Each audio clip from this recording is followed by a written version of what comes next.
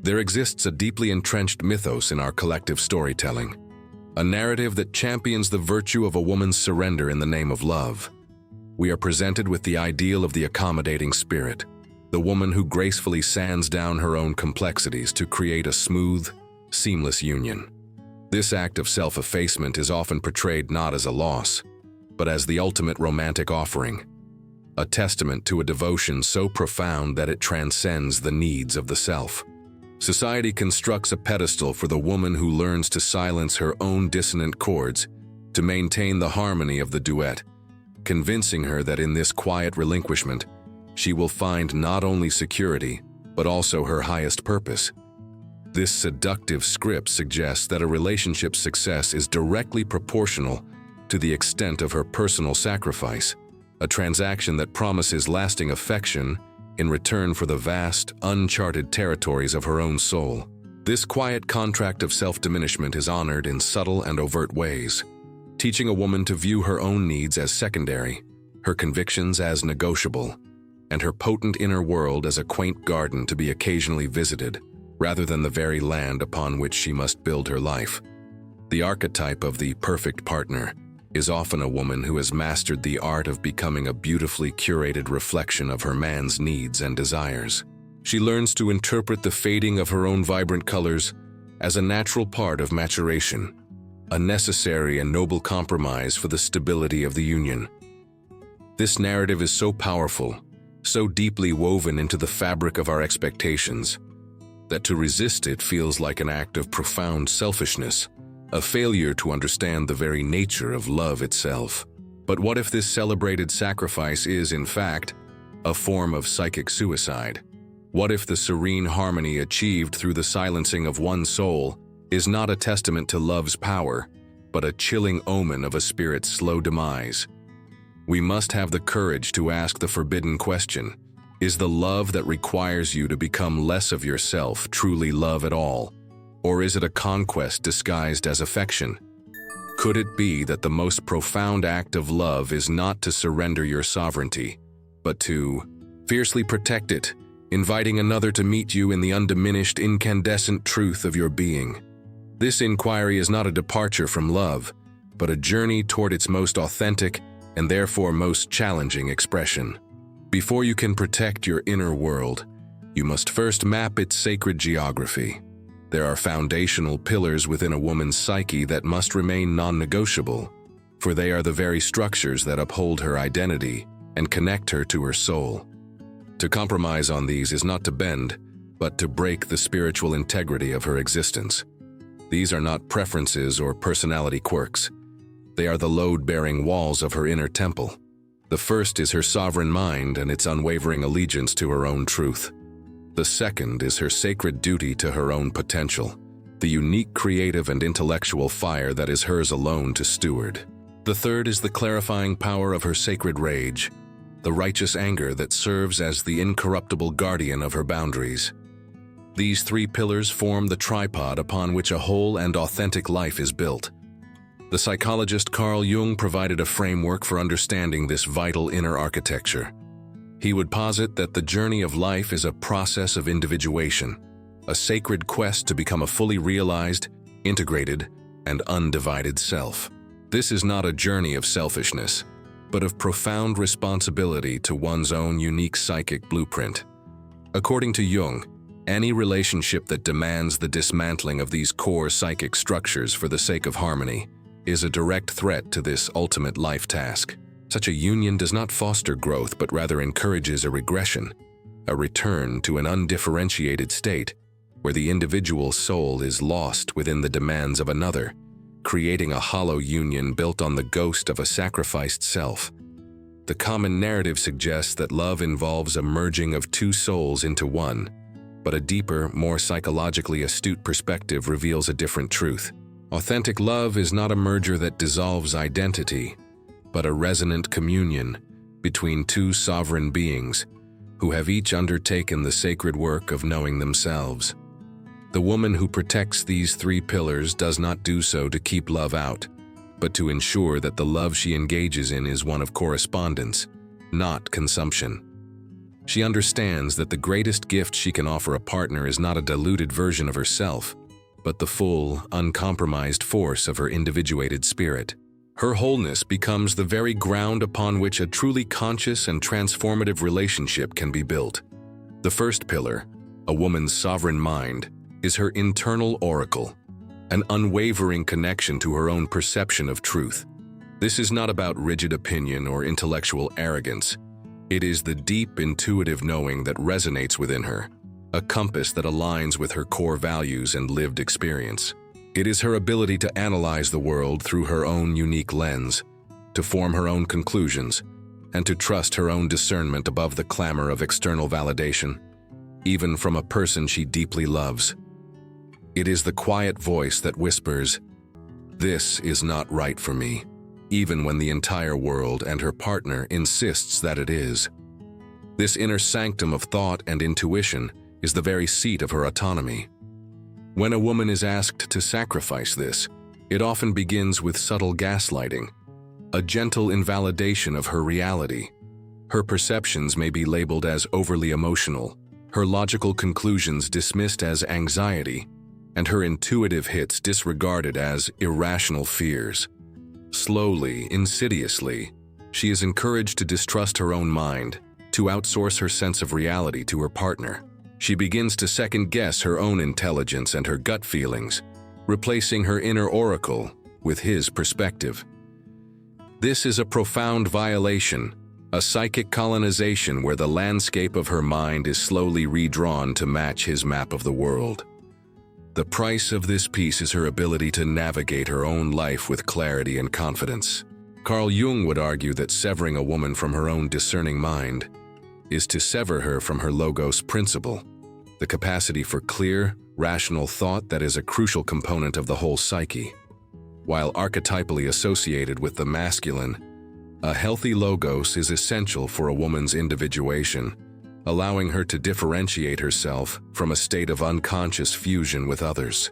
A relationship that demands she surrender her mind requires her to abandon this critical developmental task.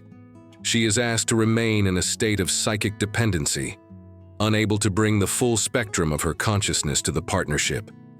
In doing so, she not only betrays herself, but also deprives the relationship of the vital contribution of her unique and sovereign perspective.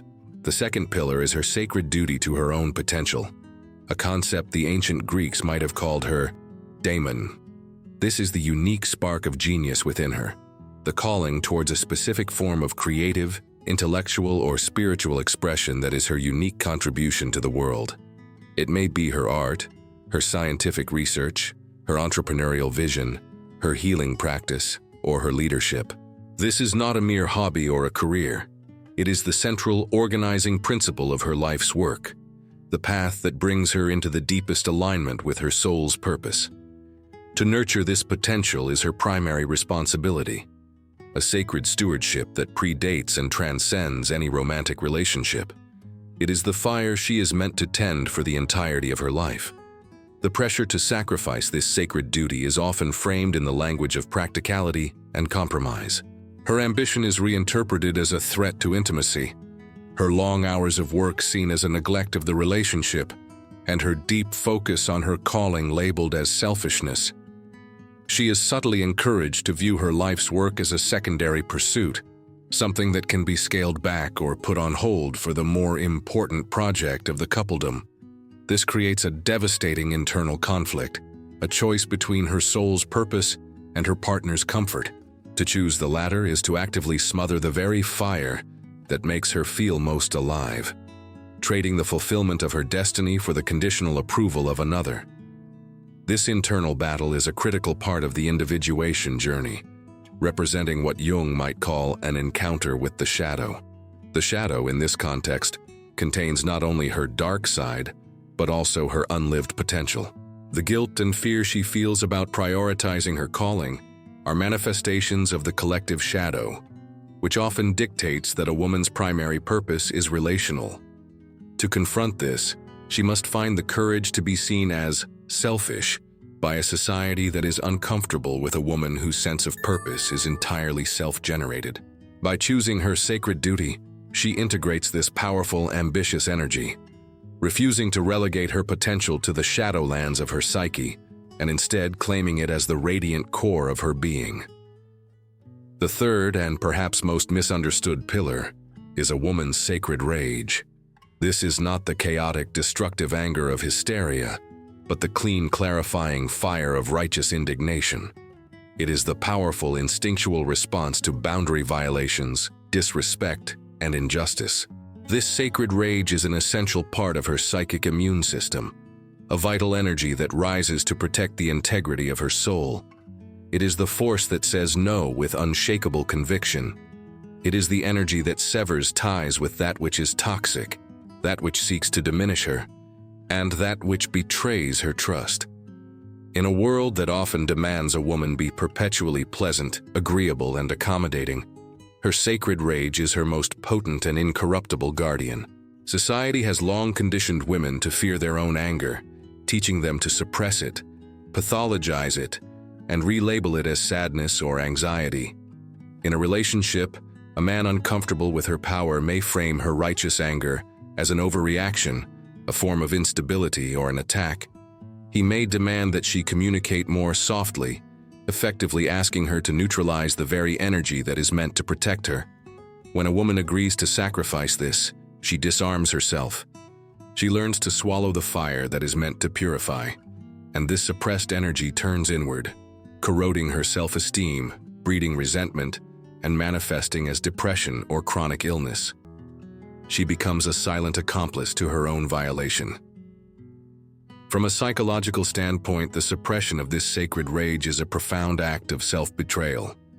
It is a refusal to honor the signals of one's own psyche.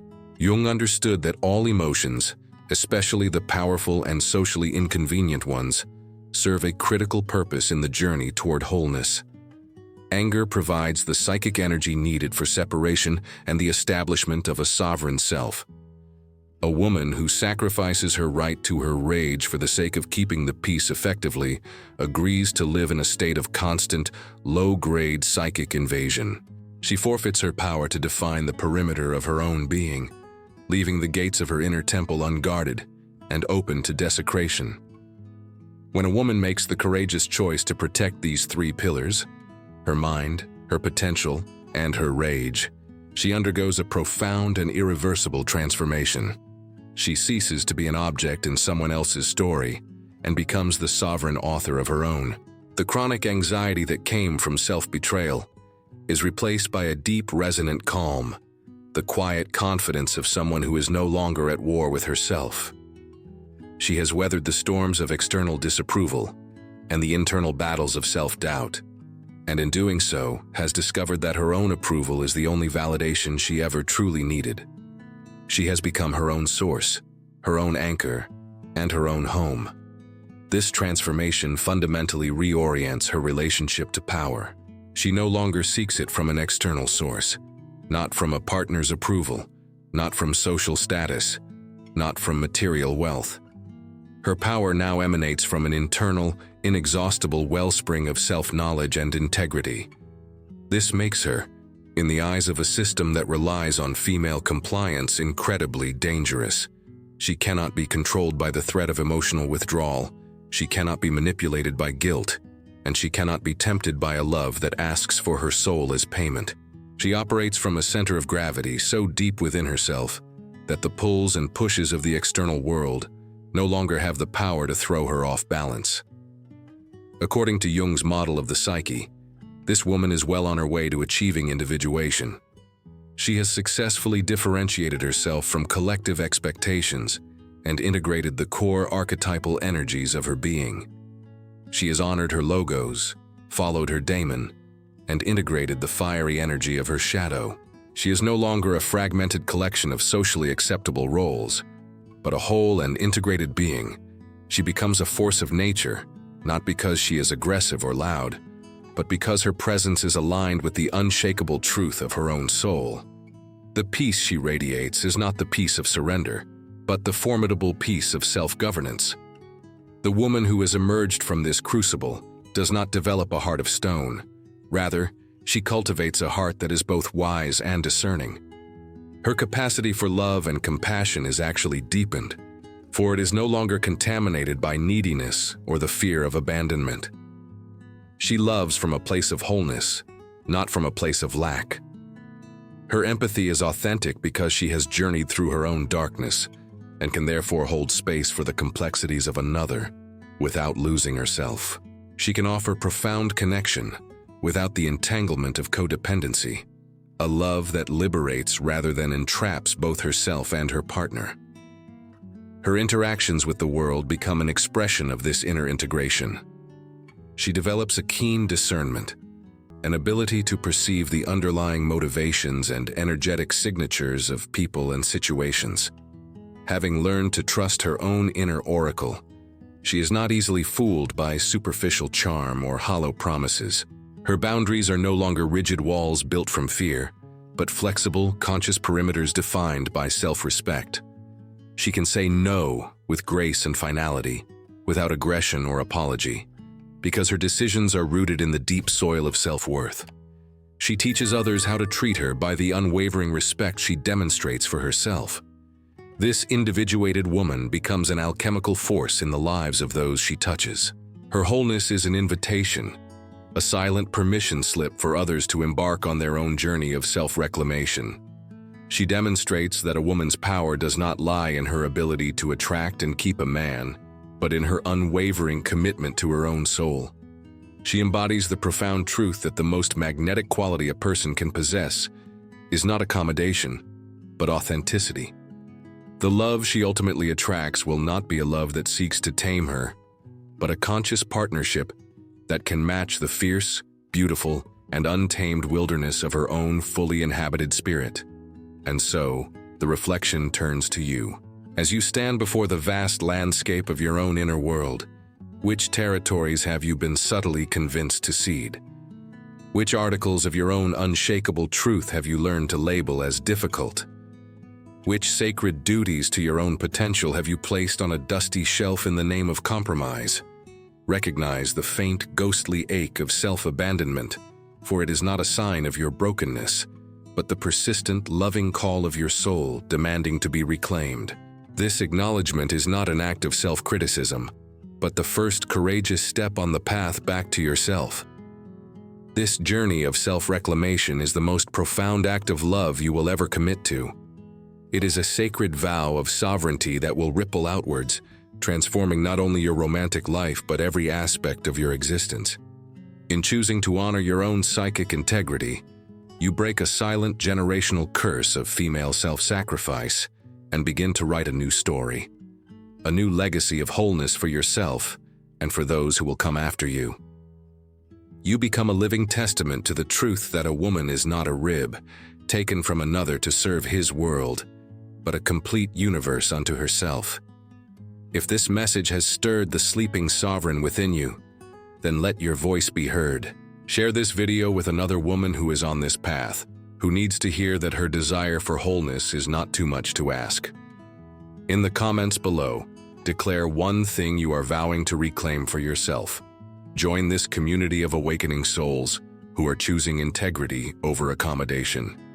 And if you have not yet, subscribe to this channel as we continue to explore the sacred and challenging path of becoming whole. Remember this feeling of unease, this discontent with the old story. It is not a sign that you are lost. It is the undeniable proof that you are finally, truly waking up.